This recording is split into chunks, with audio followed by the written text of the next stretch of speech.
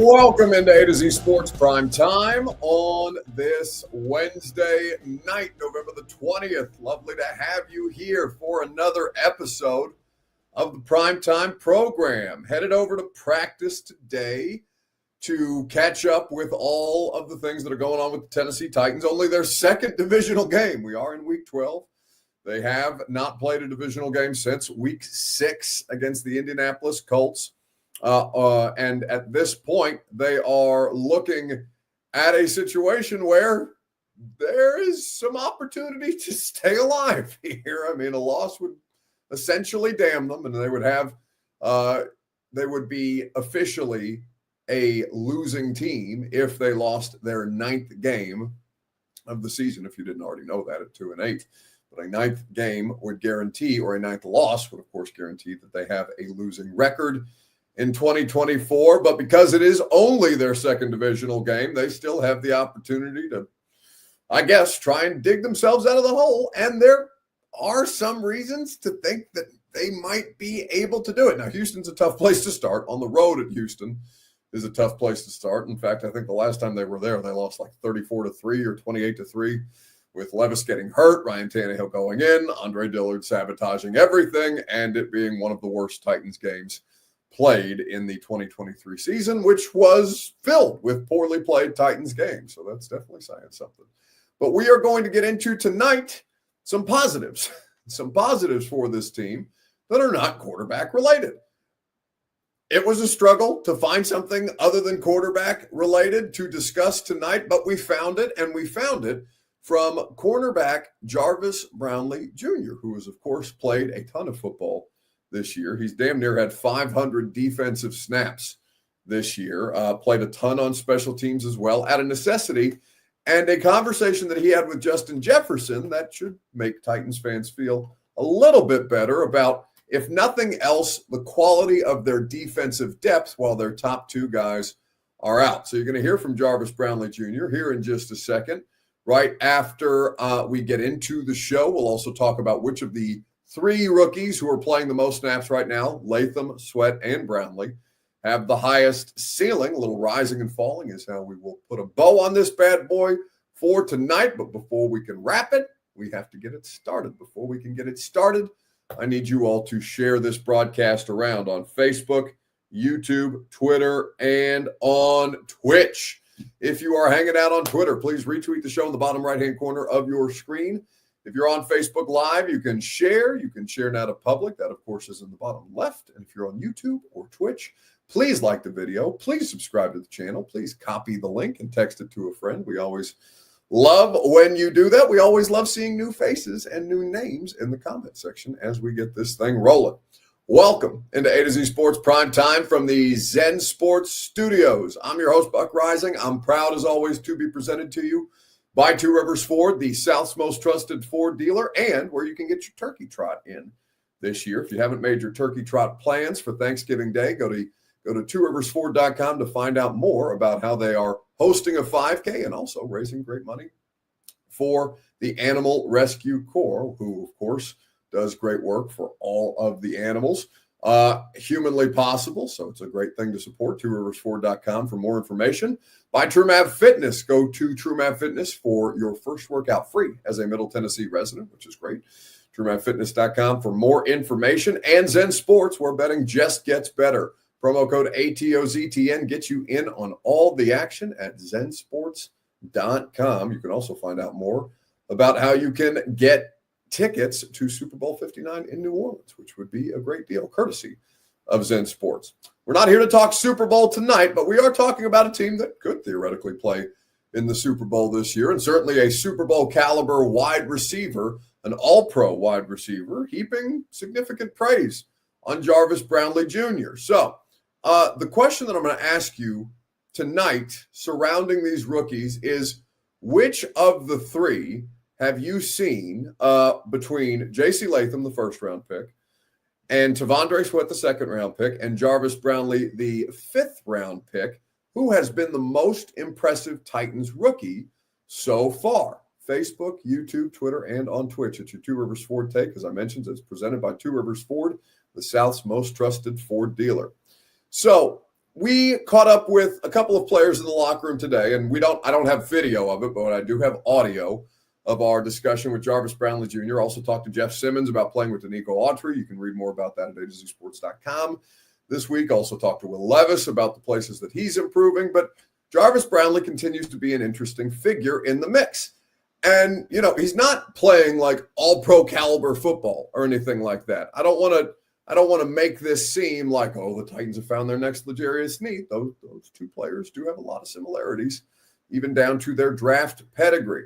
But Minnesota comes to town, 8-2 football team, or I guess at the time 7-2 football team. They leave 8-2. They handle business 23-13. I personally feel that game was more competitive than the final score indicates.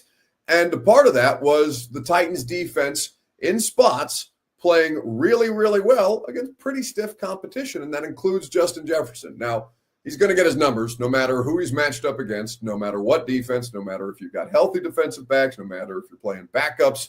This dude's just going to make plays. He's just going to find holes in zone coverage. He's just going to be able to beat you in man. 6 catches on 8 targets, 81 yards was Justin Jefferson to add to his total on the season, which is 59 catches for 912 yards and 5 touchdowns on the year. So, talking about Jarvis Brownley Jr., about things that he's working on and the places that he continues to improve. And, he gets a lot of penalties. He's tied for the second most penalties by a corner in football right now, which is not insignificant. But Teron Davenport today in our scrum session with Jarvis Brownley Jr. asked him a good follow-up about his experience against Justin Jefferson and what that was like. Talked a little bit earlier. Are you concerned at all that you get a reputation as a guy that plays really physical and more flags come because of that? Is that a concern at all, or do you expect that just to be I just control what I can control. But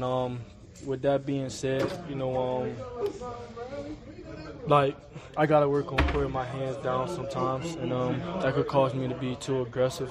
But man, nothing's gonna change. I don't think I feel a certain way when those calls happen. As a DB, you're not gonna want to get called for a PR. But then again, you gotta know that it's still a whole lot of football to be played. So it's about that short-term memory. And that's how I try to be out there. And, if I do get a PR call, then I try to come back that next play and just go 10 times harder and just make my opponent feel me. But other than anything, I think it's just working. Me working on my technique more. And that's just with making sure my hands low at the top of the route. And that's when really all the penalties are being called.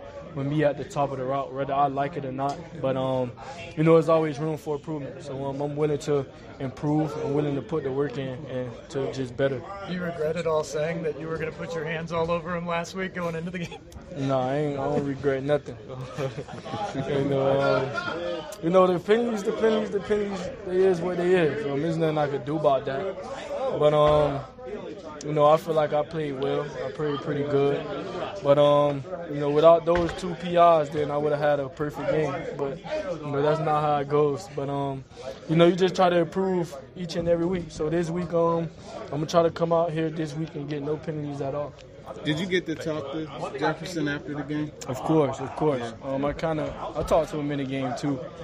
But he just told me keep going and that I'm gonna be a star in this league. But he just gave me all high praise. Thanks, man. When it comes to you as rookies, a lot of you guys in this rookie class for the Titans are playing a lot of ball, right? But it's an adverse season. How much can you guys really build the base, though, moving forward as a rookie class and what you guys think? Next year, coming to next year, we ain't rookies no more. So I think it's a lot that we got to add to the table. And what I mean by that is, being more vocal, and starting to be leaders. And, we just got to lead. We can't always depend on, the older guys and the vets.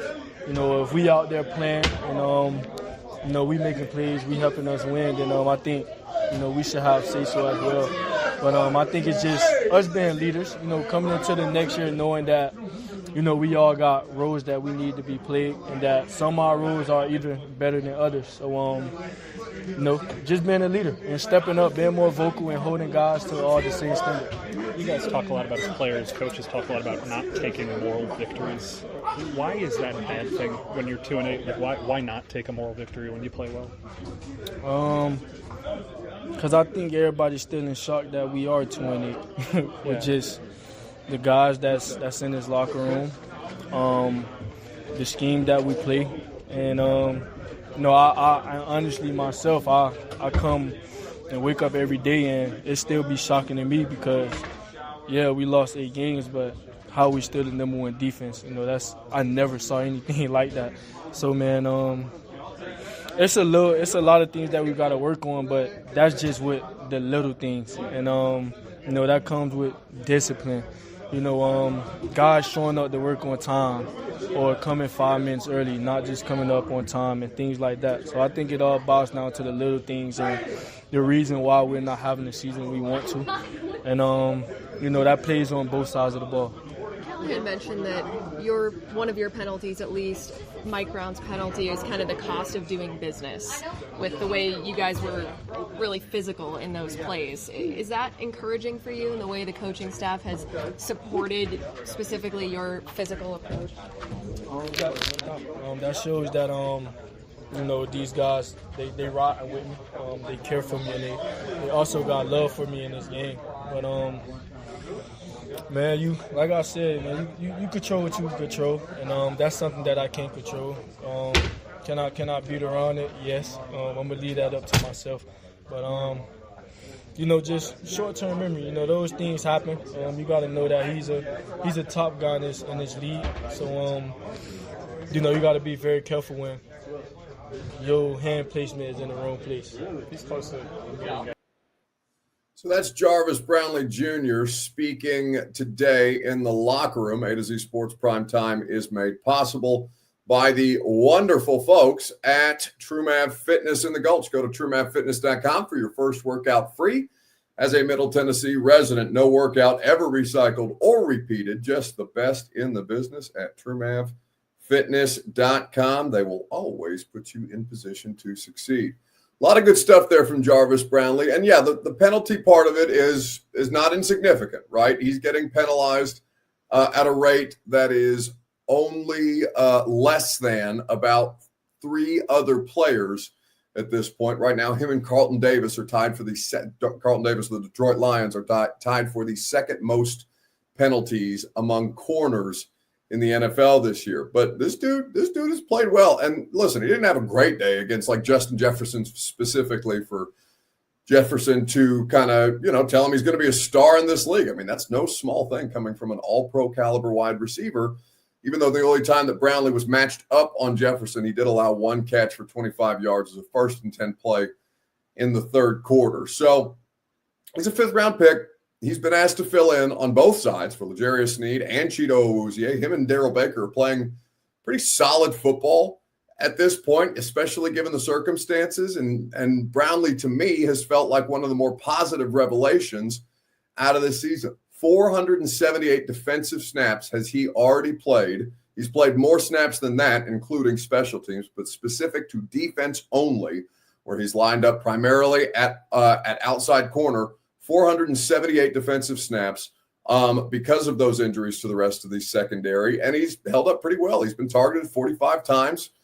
Teams are going at him. Teams are going at both of them, right? They think the Titans' corner situation is suspect. One would expect that as a starting quarterback in the NFL, you would pinpoint those as at least questionable places for you to test, try and pick at, poke at, prod to see that if you can't, make some hay against one corner or both of them in this case. And to Brownley's credit, it hadn't been perfect, right? On 45 targets, he's allowed 28 catches, which is good for about a catch percentage of 62, a little north of 62%. Right now, 386 yards allowed, 1 touchdown. But it's the NFL's best passing defense, right? They have allowed the fewest receiving yards of any NFL team, to the point that he's talking about. It's still shocking to us that we are as bad as we are by record, because we see the things that we're doing as a defensive unit at minimum. He's as good as Beanie Bishop this year in terms of allowing passes or not allowing passes, and he's actually been better than Sauce Gardner. Sauce Gardner's having a down year. But Sauce Gardner also doesn't get thrown at very often. It's happening more now lately that teams think that they're able to expose something with the Jets. Sauce Gardner is averaging a catch or a reception percentage of 62.9, which is 0.7 worse, obviously, than Jarvis Brownley Jr.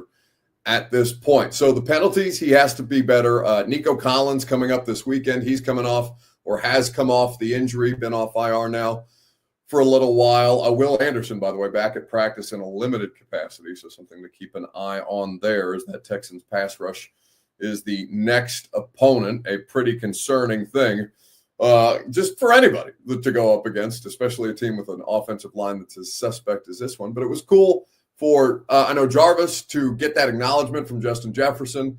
And, I think there's reason to believe, I don't know about a star. We'll wait and we'll hold or what's Coach Mack say, keep your powder dry on all that. But it is, it's notable that he's playing, that he's at least meeting the moment and that he is not, an identifiable weak spot, even though they are trying to test him as if he is one.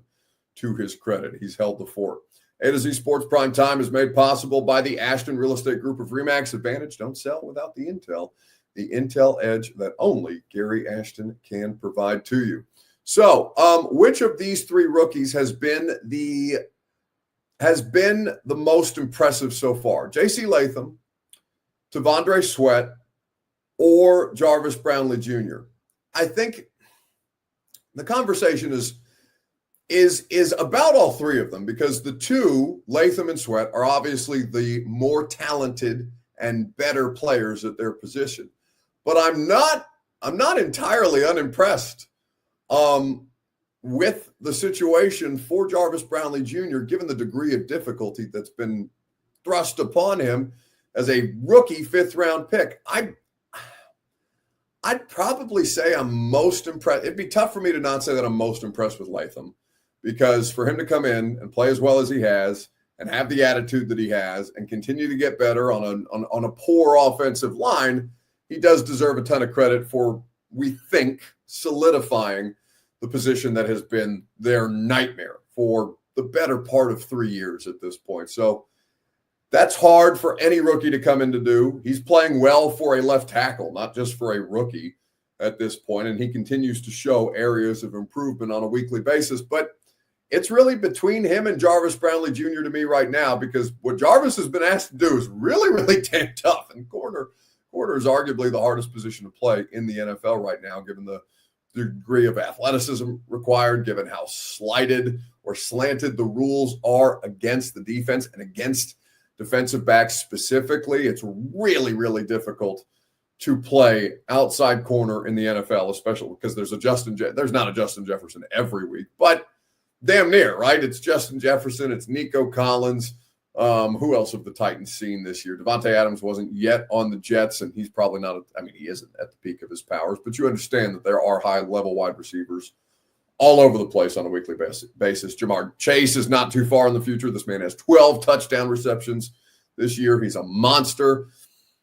I'm almost talking myself into Jarvis over Latham just because of the degree of difficulty, but I think it would be disingenuous for me to not say JC has been the most impressive of the three. He's really fit the bill at a critically important position for them to solidify. But Jarvis has done a good job too.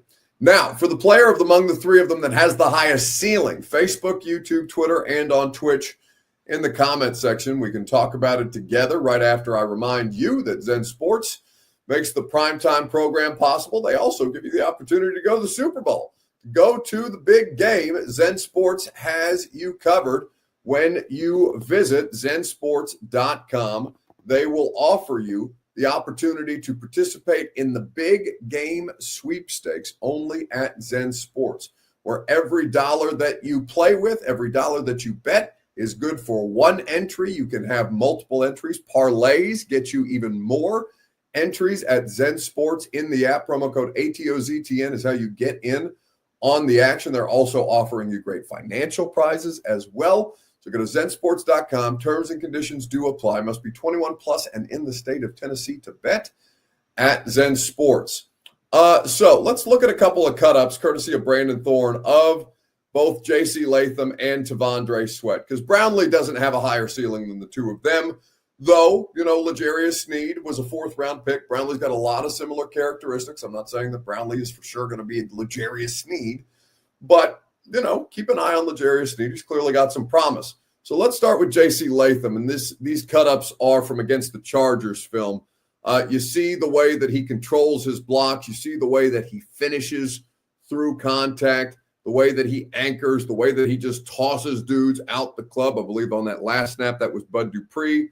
He had some reps against Bosa. He was primarily seeing Bud Dupree in this game, but he has done a great, great job as a rookie left tackle at this point, just washing dudes out, making plays. He's clearly got the athleticism to hang. He can clearly switch off of dudes who are trying to stunt on him or play games up front, as you just saw there. He'll run guys out of position as well as he did Bud. He's passing guys off well to Peter Skoronski so they can help have some continuity in the line. It's quality left tackle play from a rookie. And I know he's a top 10 pick. He's a top 7 pick, right? But the dude is over-delivering right now across the board, to his credit. So J.C. Latham is one to keep an eye on moving forward. I honestly think, though, as far as the ceiling goes, and it's a pretty interesting conversation between the two of them, I think I might have to go with T'Vondre Sweat, who you see, again, Brandon Thorne highlight some of his snaps here, how difficult he is to move at 6'4", 370, how well he moves at this size. Look at him just bounce the offensive lineman into the running back, make the running back change direction, and run into his defensive teammates there. There he sheds well to make the play behind the line of scrimmage. I know he had a penalty in this game. Also, we talked about the pass rush ability that he shows, how much more difficult he makes running in the red zone specifically. The guy he's consistently getting better. And there you see him fly down the field. That was a pop that Sam Darnold took there. Almost had the sack and does come up with some pressures on a pretty consistent basis. That's probably the best game the two of them, Jeff Simmons and T'Vondre Sweat, have played together. So I would argue that the ceiling is higher for Sweat, provided that he can continue to stay healthy. He's played through some injuries at this point, but he's been pretty rock solid as far as rookie second-round picks go. All right, little rising and falling. Whose stock rose? Whose stock fell this week in sports? You can get involved in the comment section if you want. Facebook, YouTube, Twitter, and Twitch. Stock up for me, the Black Eyed Peas, because they're getting a shout out at NFL press conferences in 2024 by none other than, of course, Jim Harbaugh. Like primetime. Always thought that. It's like tonight's going to be a good night. Has that Black Eyed Peas kind of feel. That's always the kind of feel like got my friends are with me, and we're going to go out. Let's make it a great night. Black Eyed Peas fan, okay. Who isn't, right? You're damn right, Jim. Who isn't a Black Eyed Peas fan? An incredible performing act. Gone but not forgotten. The Black Eyed Peas making appearances at Jim Harbaugh press conferences in the year of our Lord 2024. How about that? That's going to do it for us tonight here on the Primetime program. Radio show tomorrow going to be fun. Nick Westbrook-Akina going to be on the show. We'll also have Adam Rittenberg, college football analyst and writer for ESPN, so we look forward to that. But NWI, wide receiver 1, ?